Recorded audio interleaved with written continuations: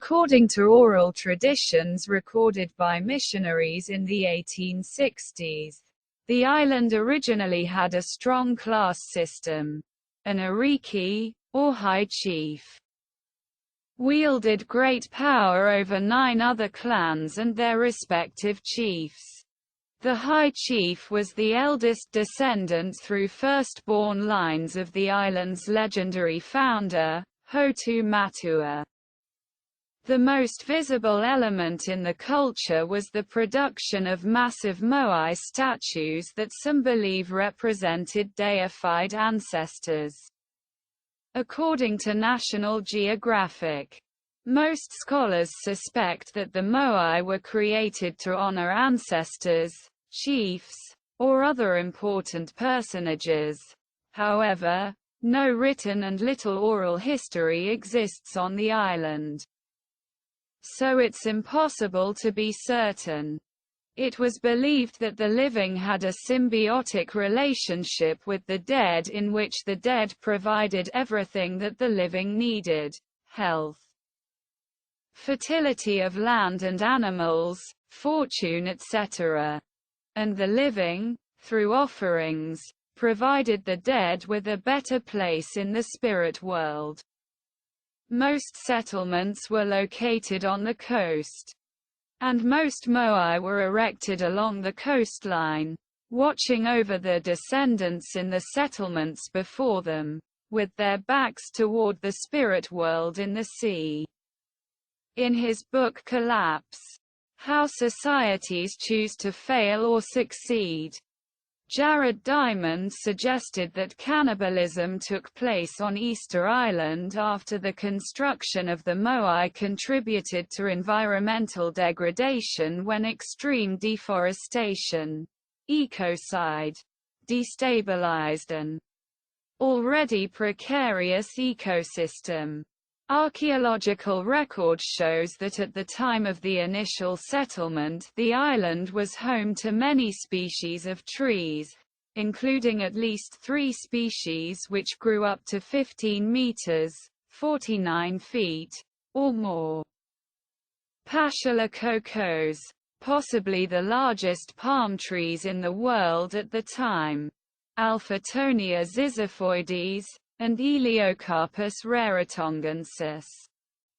At least 6 species of land birds were known to live on the island. A major factor that contributed to the extinction of multiple plant species was the introduction of the Polynesian rat.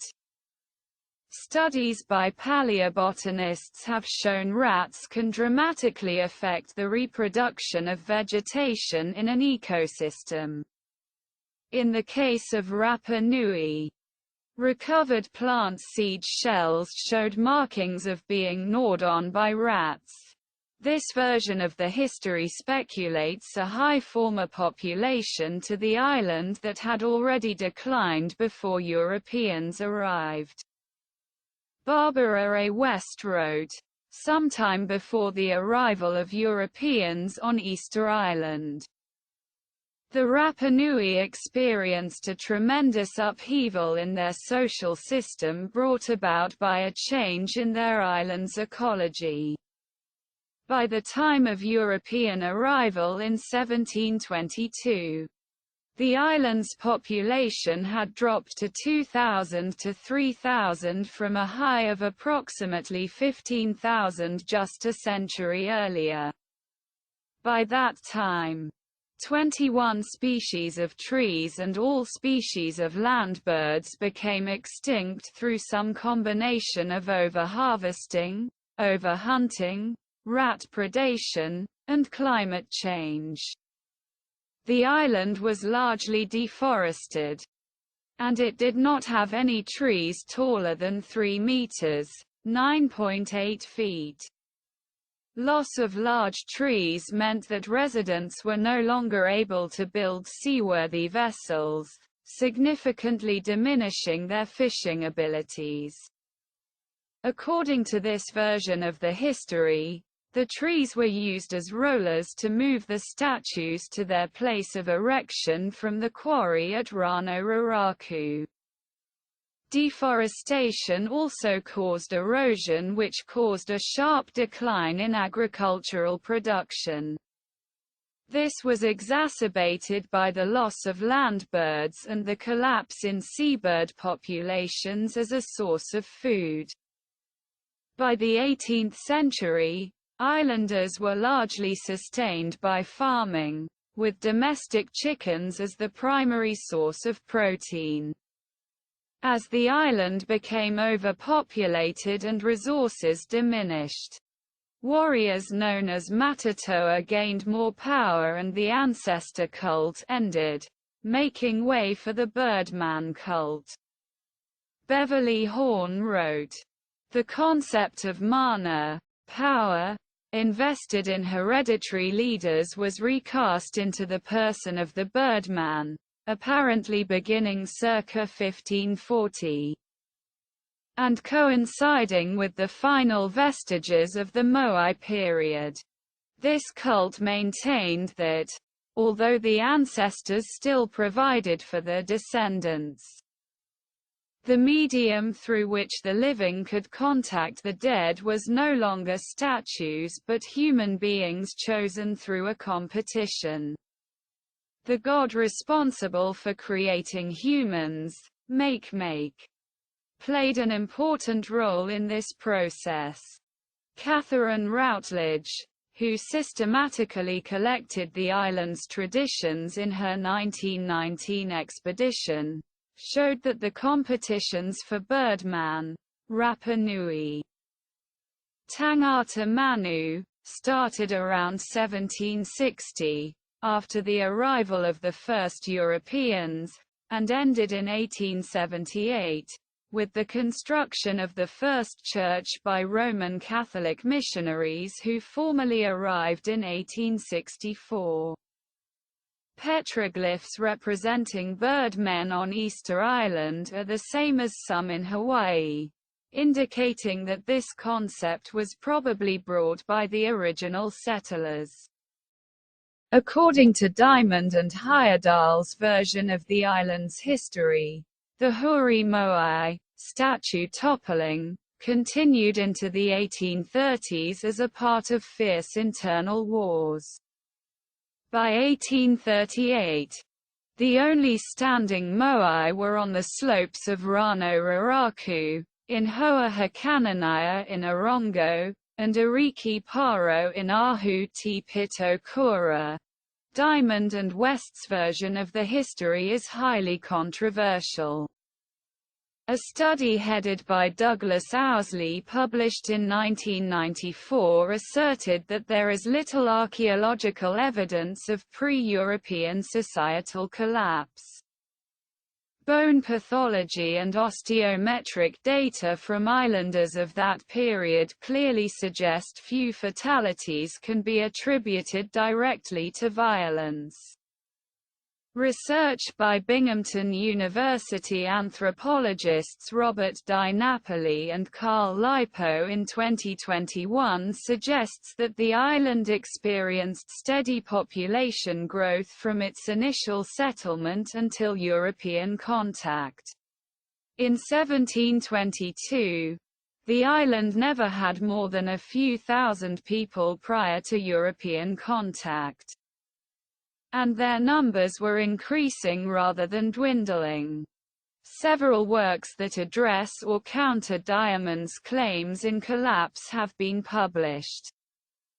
In Ecological Catastrophe and Collapse: The Myth of Ecocide, on Rapa Nui, Easter Island, Hunt and Lipo set out a claim-by-claim rebuttal to Diamond's claims.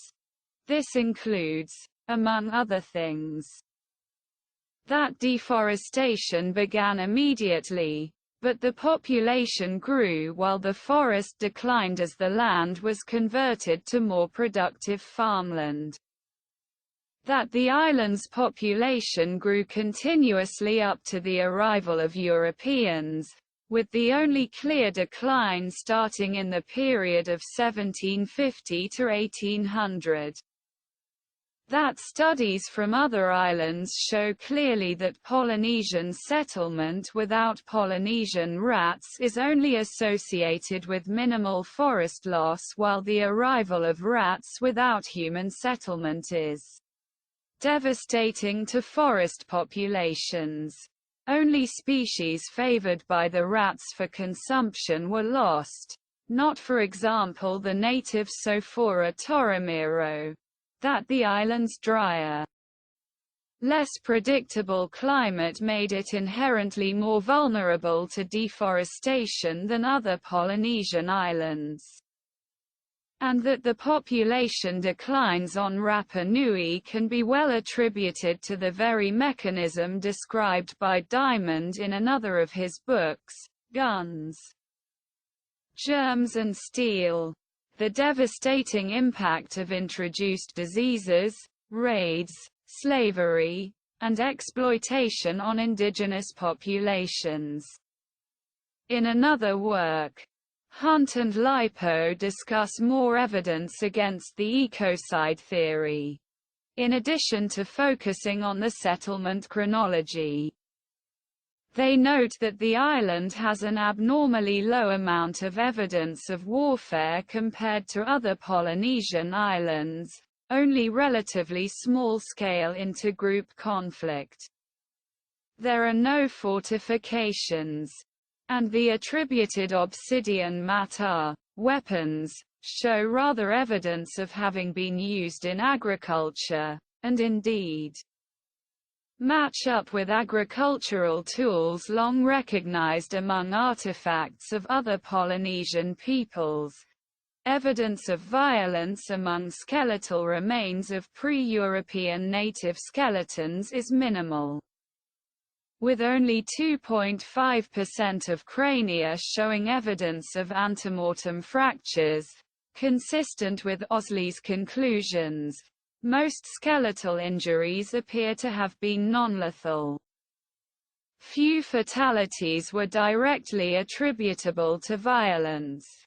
The physical evidence suggests that the frequency of warfare and lethal events was exaggerated in folklore.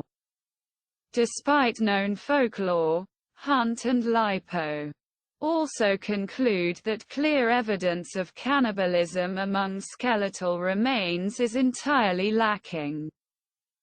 They note that in the search for an ecocide theory, the far more obvious answer has long been known, and cite Metro as evidence that the historic slave trading, epidemic disease, intensive sheep ranching, and tragic population collapse, indeed the genocide of the Rapa Nui people, is well documented, and has been recognized for a long time.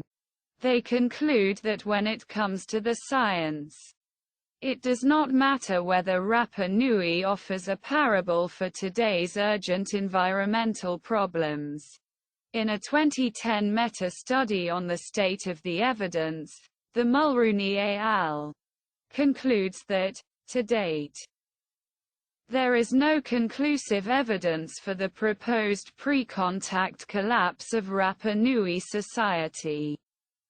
In particular, the authors note that the obsidian usage trends lead to entirely different, self-inconsistent interpretations, while use of the oral histories of widespread intertribal warfare is undercut not just by early foreign visitors referring to the people as peaceful and docile, but the fact that the very wars in question were referred to as the Wars of the Throwing Down of the Statues, an event well dated to not have begun until after Western contact. The first recorded European contact with the island was on 5 April 1722, Easter Sunday, by Dutch navigator Jacob Roggeveen. His visit resulted in the death of about a dozen islanders, including the Tumu Ivi, Atua, and the wounding of many others. The next foreign visitors, On 15 November 1770, were two Spanish ships, San Lorenzo and Santa Rosalia, under the command of Captain Don Felipe González de Rejedo. The Spanish were amazed by the standing idols, all of which were erect at the time.